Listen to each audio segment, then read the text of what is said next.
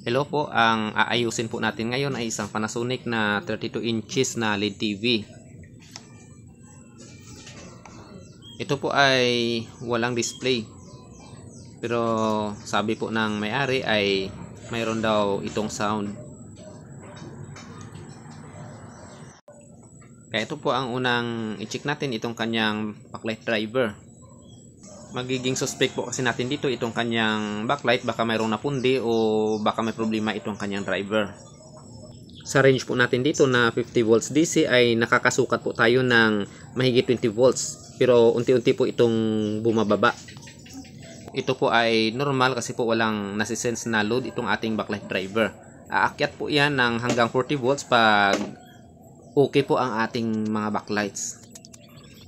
Ibig sabihin po nito ay mayroon pong problema itong ating backlight. So kailangan po natin alisin itong panel para ma-check po natin ang ating mga backlights.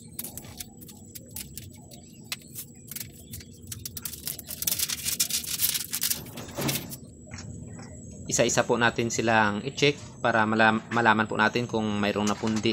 So ayun, unang check pa lang po ay mayroon na po tayong isang nakikita na hindi po gumagana. Pwede po ito palitan na paisa-isa kasi mayroon naman pong nabibili. Pero para sa akin po mas maganda na palitan na lang natin ng isang set para pantay po ang durability ng bawat isa. Hindi po kasi natin alam, baka ang iba dito ay mayroon na rin pong kunting problema. Kaya mas mabuti po na isang set na lang po ang palitan natin. Ang may-ari po nito ay mayroon na po siyang dalang backlight na pampalit po dito sa lumang backlight. Siguro nga po ay alam niya na siguro kung ano ang problema nitong kanyang TV. Kasi mayroon na po siyang daladalang backlight pagpunta po dito. Kaya yun na po ang ipalit natin.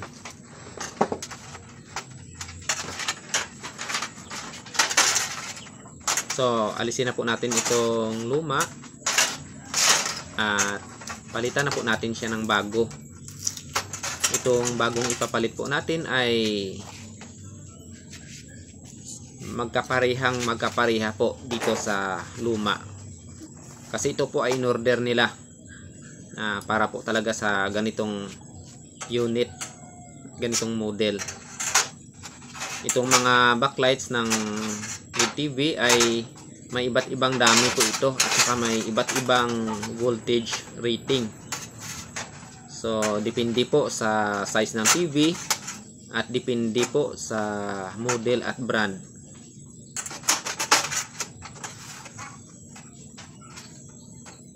So hindi po lahat ng backlight sa mga LED TV ay magkasing dami po. Kaya po nito ay ito po ay nasa 12 piraso. Mayroong iba, mayroong 14 at mahigit pa.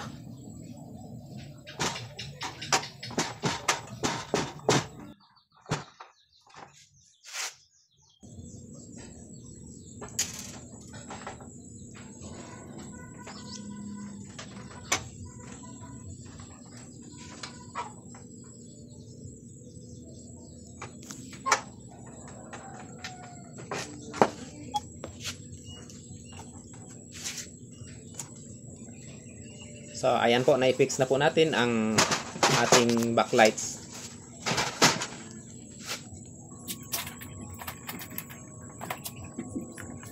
Ayan po, ay ibalik na po natin itong kanyang panel.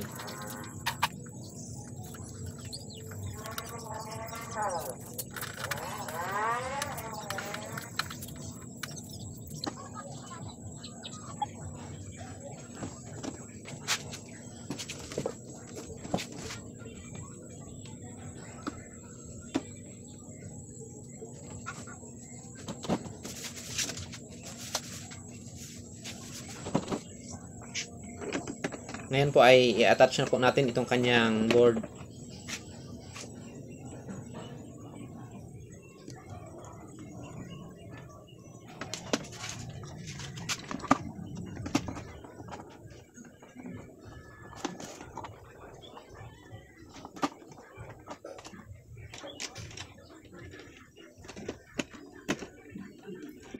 So ayan, nakabit na po natin itong kanyang mga connector. Ngayon po ay ipa-power check natin. So ngayon, check po muna natin itong output nitong kanyang backlight driver kung normal po.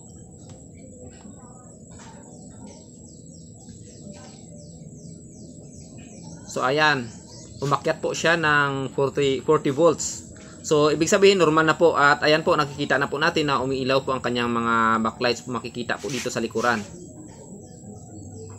Kung kanina nakakasukat tayo ng 20 volts, ngayon po ay umakyat po siya ng 40 volts kasi nga po, ayan, mayroon na siyang load.